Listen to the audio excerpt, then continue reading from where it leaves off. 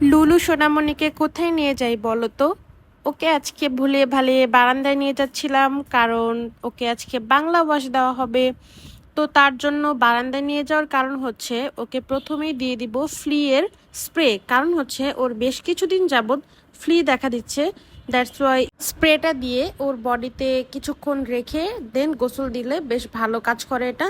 Flea এর জন্য ওর ভেট হচ্ছে এটা সাজেস্ট করে, দ্যাটস ওয়াই এটা আমি কিনে নিয়ে এসেছি। স্প্রেটা করার জন্য অবশ্যই একটা কলার দরকার, না হলে বডি থেকে এটা ওদের নাকে চোখে ঢুকে যেতে পারে অনেক সময়, বা ওরা অনেক সময় খেয়েও ফেলতে পারে। আর এটা ওদের বডির জন্য বেশ হার্মফুল একটা প্রোডাক্ট।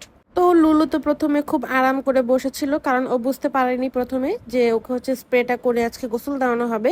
না হলে ও এতক্ষণ দৌড়াদৌড়ি শুরু করে দিত। যেহেতু গোসল দেওয়াবো আর ওর নখটাও বেশ কয়েকদিন যাবত কাটা হচ্ছিল না, তো আমি ওর নখটা কেটে দিচ্ছিলাম যাতে গোসল দেওয়ার সময় আঁচড় না দিতে পারে। কারণ গোসল দেওয়ার সময় ওরা বেশ আতঙ্কিত থাকে আর অনেক খামচাখামচি করে। আর নখ কেটে দেওয়ার সময় ও অনেক রাগ করে। রাগ করে আমার হাতে মাঝে মাঝেই হালকা করে কামড় দিচ্ছিল, কিন্তু আমি আবার ব্যথা পাওয়ার ভান করলে ও ছেড়ে দেয়। এটা ও মেবি বুঝতে পারে যে আমি ব্যথা পাচ্ছি, তারপরে ও ছেড়ে দেয়। তো সাবধানে নখগুলো কেটে নেওয়ার পরে ওকে হচ্ছে এখানে কলার গুঁড়ো পরিয়ে দিচ্ছিল আমার ভাইয়া। দেন কলার পরানোর পর ও বেশ নড়াচড়া করতে পারে না, এটা দেখে আমার খুব মায়া হয়। আমি আবার এটা কলারটা একটু ঘুরিয়ে ঘুরিয়ে দেখছিলাম যে ওর আবার টাইট হলো কিনা। দেখলাম যে না, ঠিক আছে। তো আমি এখানে ওর লোমগুলো উল্টে নিয়ে দেন স্প্রে করছিলাম যাতে এটা ওর বডিতে ভিতরে ঢুকে।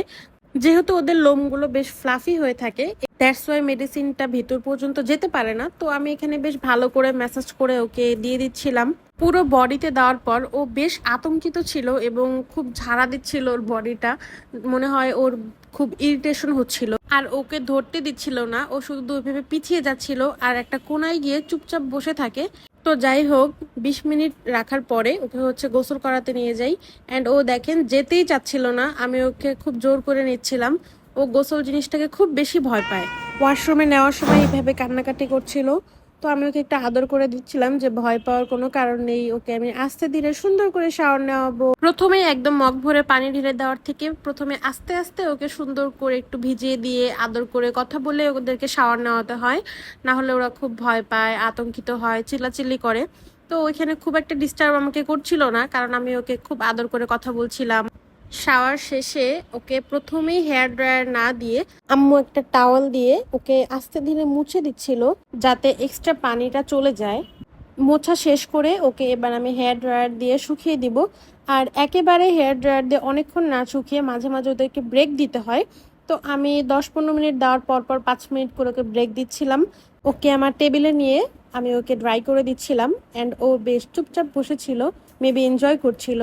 তো এই যে লুলু শাওয়ার শেষে খাওয়া দাওয়া করে ও আমার সাথে খুব মজা করে আনন্দ নিয়ে খেলছিল।